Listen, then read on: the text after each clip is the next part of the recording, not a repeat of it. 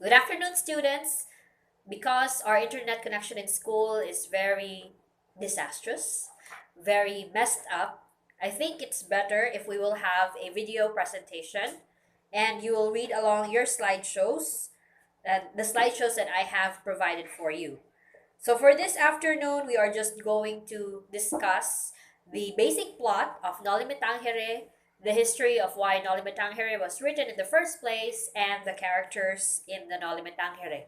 So because this is a Jose Rizal subject, then we all know that the author of the Noli Me Tangere was Dr. Jose Rizal. He, however, conceived this idea to write a novel about Filipinos during his time was a collection of other Filipinos' ideas, which included Graciano Lopez Haina, as what I have mentioned a while ago in our Zoom call, and also some of his relatives from the side of the Paterno. Okay, so he began his writing in Spain, and he completed it, and while he was traveling across Europe, while completing his studies in medicine, and had it published in Germany. The Noli Me Tangere was almost a dream that wasn't supposed to be published until somebody lent him money. Okay, so the Noli Me Tangere became a very known Filipino novel, although a lot of the Spanish authorities at the time did not like its publication because it gave Filipinos a different idea on the government. The Noli Me Tangere is a satire or a sort of a commentary on the present Filipino life that's being experienced by the contemporary Filipinos as being under the influence of Spain, adopting bad mindsets, and our lack of effort towards independence and recognition from the Spanish government. So the Noli Me Tangere highlights different characters that can be observed in the society, which includes aristocrats, friars, parts of the clergy, common people, and even people who have disabilities. So the Noli Me Tangere is a favorite book. Okay, it's a favorite book for those who are part of the revolution. And nowadays, the Noli Me Tangere is part of the high school studies as well as in college studies. However, the gem of the Noli Me Tangere lies in its ability to persuade the audience to take part in a revolution to change the the what do you call this, the damaging mindsets that have been embedded in our culture by the Spaniards for a very long time. So without further ado, we will have to read our slide. Okay, we will be reading our slide and then we will be discussing who the characters are. So basically, you know the characters. They are all very familiar to you because you have already encountered them. So our first character would be Crisostomo Ibarra. So Crisostomo Ibarra actually in truth is Dr. Jose Rizal, which should not be a surprise. Okay, so Rizal has this style of his writing wherein he writes from a first person perspective. However, he takes this in the form of Crisostomo Ibarra. Now, when you say you're writing from a first person perspective, it's like you're writing a journal. You're not narrating from a third character's perspective, or you're not narrating from another person's for another person. You're simply writing your experiences. But Rizal does this to make it less obvious that it's about him, is writing it via Crisostomo Ibarra, who is known to be the protagonist or the main character in the story. Okay, so I hope that you have it there in your slides. Wait. Okay, so every protagonist, oh, I don't think it's every protagonist, but most protagonists probably would need a leading lady who is in the form of Maria Clara for our novel. So she is the fiance of Ibarra and she is a beautiful mestiza. So when I say beautiful mestiza, mestizas were considered as the epitome, or mestizas and Spanish beauties were considered as the epitome of beauty during that time. It's because they were associated with the higher aristocrats And of course, they were far from the farming industry, which tended to make the skins of the Filipinos brown and thus associating them with manual labor. So, Maria Clara was the epitome of beauty. She's actually more of a social commentary than a character, on my opinion. She was beautiful, but at the same time, she was very controlled, very reserved, and of course, she was very limited in what she was doing. Not only that, she was subject to a lot of abuses, not just from her own father, who would dictate her entire life, but also from another person who would project his unquenchable lust towards her. So she is the fiance of Chrysostom Ibarra. Now, the thing about Chrysostom Ibarra, he is a businessman and he also belongs to the same class as Dr. Sarizal, who is an ilustrado. He was he studied in Europe, same with Dr. Sarizal. That's why he appears to be more enlightened than most of the characters, having been around Europe and being influenced with different new enlightened ideas. So we also have Capitan Tiago, who served as the guardian of Maria Clara. He was Santiago de los Santos, known by his nickname Tiago, and the political title Capitan Tiago is a Filipino businessman and the cabeza de barangay or head of the barangay of the town of San Diego, and he is the known father of Maria Clara because the real father of Maria Clara is none other than the very corrupt Padre Damaso. So Damaso Verdolagas or Padre Damaso is a Franciscan friar and a former parish priest of San Diego. So he's best known as a notorious character who speaks with harsh words and has been a cruel priest during his stay in the town. So just to preempt everything, Padre Damaso also abused the mother of Maria Clara, thus giving birth to Maria Clara, who is a Spanish mestiza, which was true during most. This is actually true. The part wherein members of the clergy would abuse women during the time of Dr. Jose Rizal. So this is truth. This is an abuse that was really going on. So if you might say that priests are supposed to be celibate and supposed to refrain from relationships with women, but the priests during this time were very much concerned with their own gratifications rather than the holiness of the people whom they were supposed to take care of. So that's also another issue that was raised in the Noli Me Tangere and probably why the Spanish authorities had censored this book too much because it showed too much of the realities that were currently happening during their time. Then we have Elias, who is the mysterious friend and ally of Crisostomo Ibarra, and he wants to revolutionize the country and to be freed from the Spanish opposition. So Elias might be Andres Bonifacio. I don't know. They haven't made an acquaintance yet with Dr. Sarizal during this time. We will discuss in another video of how La Solidaridad had come into publication and how Rizal became one of the forerunners of the nationalism movement in the Philippines. However, Elias for me would symbolize all of those people who wanted a revolution rather than a reform. And maybe Rizal just placed him in one character who had a different and more had a different approach on how to be liberated from Spain. So that is how I perceive Elias just by looking at these slides. So again, we haven't read the book yet, so we have not yet made a really good conclusion on what the motives of the characters are. So then we have Piloso Tasio, who was loosely patterned after the only brother of Dr. Serizal. So Piloso Tasio is actually Don Anastasio and he seeks for the reforms from the government.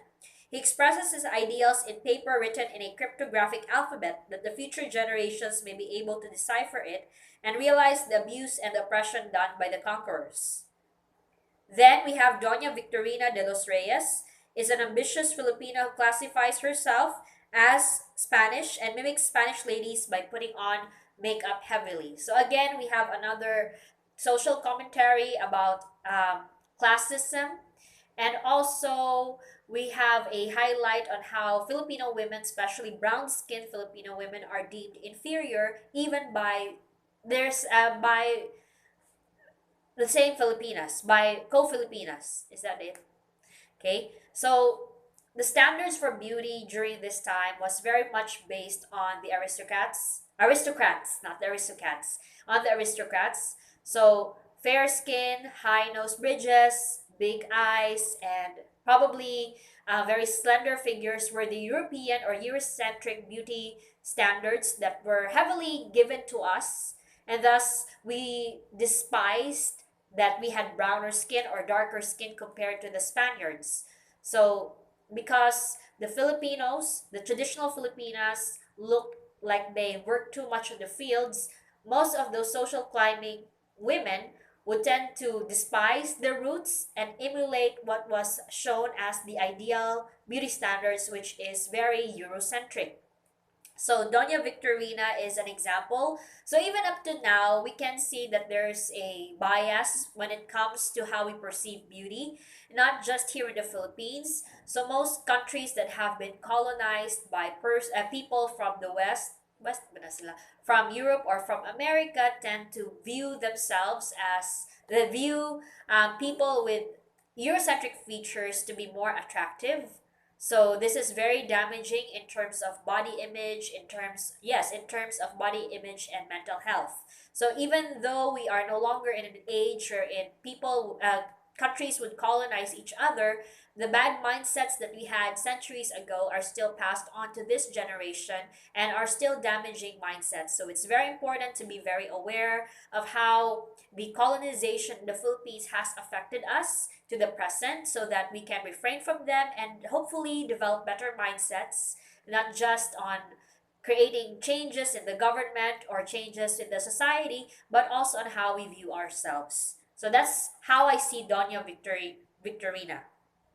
And of course, we have the infamous Sisa, who I think, apart from Maria Clara, would be the most popular female character in the Noli Me Tangere. So Sisa is known as the insane Sisa. Probably you had been Sisa when you were in high school. I know I had second year, the memories. So very easy to portray. Sisa is a woman who is deranged, driven because of her loss, sadness, fear, and love for her children, Crispin and Basilio. So she was known as Narcissa, and she is the mother of Basilio and Crispin. She used to be so beautiful and young and loves her children very much, but she could not protect them from the beatings of her husband, Pedro. Crispin is Cisa's 7-year-old son, an altar boy, and he was unjustly accused of stealing money from the church. And after failing to force Crispin to return the money he allegedly stole, Father Salvi and the head sacristan killed him. So it is not directly stated that he was killed, but the dream of Basilio suggests that Crispin died during his encounter with Padre Salvi and his minion. Then we also have Basilio, who would later grow up, but we are not going to hear about him a lot about his um, the grown-up Basilio in the Noli Me Tangere, but on a different book. But in Noli Me Tangere, he is a 10-year-old boy. He is the son of Sisa, and he is an acolyte tasked to ring the church bells for the Angelus. So he faced the dread of losing his younger brother and the descent of his mother into insanity. At the end of the novel, Elias wished Basilio to bury him by burning in exchange of a chest of gold located on the death ground. So he will later play a major role in the El Filibusterismo. So very similarly, I would just like to add this. Remember, Dr. Sarizal's efforts towards nationalism was also fueled by a church-related incident, which is the martyrdom of the Gumborza. So if you can remember, the Gumborza, the priests Gomez, Burgos, and Zaragoza, kasi ito RA? Tulor mo sa? Burgos o Zamora. So thank you, Teacher RA, for that correction. So that incident, that martyrdom of the three priests actually propelled Rizal to rethink his views on the Philippines and possibly affected how he viewed what nationalism really is. So this is also part of his thinking process. That's why he was able to write the character Basilio, who also observed a similar injustice and much more related because it was his brother who was killed by the Spanish priests.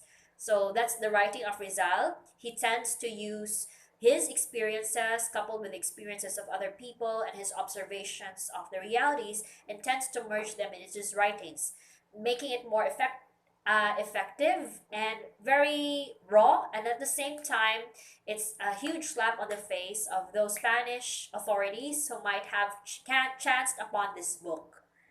Okay, so let's have a read on the plot. So the plot begins with, of course, I don't want you to be very lazy. I just want you to read the chapters, the English chapters that I have provided for you. So, however, the internet just gave us a very short plot summary of the Noli Me Tangere, which includes the very short. It starts with having completed his studies in Europe. Juan Crisostom Ibarra y Magsalin comes back to the Philippines after a 7-year absence. So this is very similar with the character of Dr. Jose Rizal, who after studying in Madrid would later come back to the Philippines. So in his honor, Don Santiago, a family friend, threw a get-together party and was attended by friars and other prominent figures. One of the guests was the former San Diego curate, Friar Damaso Vardulagas, and belittled and slandered Ibarra, which is also very common. If you think that brown-skinned Filipinos were criticized, so were mestizos, although they would also enjoy the privileges of having a being descendants of Spaniards, but then again being tied to native Filipinos, they would also face prejudices in their own social classes, especially by the peninsulares and insulares who tend to be of pure blood. So the next day, Ibarra visits Maria Clara, the love of his life, who is the daughter of Capitan Tiago and an affluent resident of Binondo. Their long-standing love was clearly manifested in this meeting, and Maria Clara cannot help but reread the letters of her sweetheart had written her before he went to Europe. According to Guevara, Don Rafael was unjustly accused of being a heretic in addition to being a subversive, an allegation brought forth by Damaso because of Don Rafael's non-participation in the sacraments such as confession and the Mass. Again, we will also see patterns of how religion becomes a tool to oppress people. Religion was supposed to be a way for people to live honorable lives, to get closer to God, but in the context of the colonization period, religion was used as a tool to manipulate the masses who were heavily devoted on the images and the texts that were presented by the priests. So it was very easy to implicate somebody just by raising an issue that somebody did not attend Mass or somebody did not observe the Holy Sacraments. So it was equivalent of a witch hunt. A witch hunt is where a person is wrongly accused of something and he is hunted down and he is not given any rights during a trial. So Damaso's animosity against Ibarra's father is aggravated by another incident when Don Rafael helped out on a fight between a tax collector and a child fighting, and the former's death was blamed on him, although it was not on purpose. Suddenly, all of those who thought ill of him surfaced with additional complaints, and he was imprisoned, and just when the matter was almost settled, he died of sickness in jail. During the inauguration of the school, Ibarra would have been killed in a sabotage had Elias, a mysterious man who had warned Ibarra earlier of a plot to assassinate him, not saved him. Instead, the hired killer met an unfortunate incident and died. So again, there's a parallelism between the life of Ibarra and Dr. Sarizal. Although Ibarra lived on in order to finish El Filibusterismo, Rizal in truth did not, because he was later on killed by the Spanish authorities and he died as a national hero. So revenge was not in the mind of Ibarra. Instead, he carried through his father's plan of putting up a school, since he believed that education would pave the way to his country's progress. All over the novel, the author refers to both Spain and the Philippines as two different countries, as part of a same nation or family, with Spain seen as the mother and the Philippines as the daughter. Okay, so I will continue this plot because I want you to read. I will continue this plot reading in our next video because I want you to read for yourselves the story and I want you to create your own summaries because sometimes When we take too much material from the internet, the tendency is that we tend to neglect the reading of the material itself, and we don't get to appreciate it for as it is. So thank you for watching this video. It's already 20 minutes. I hope that you have a good day. Thank you and goodbye.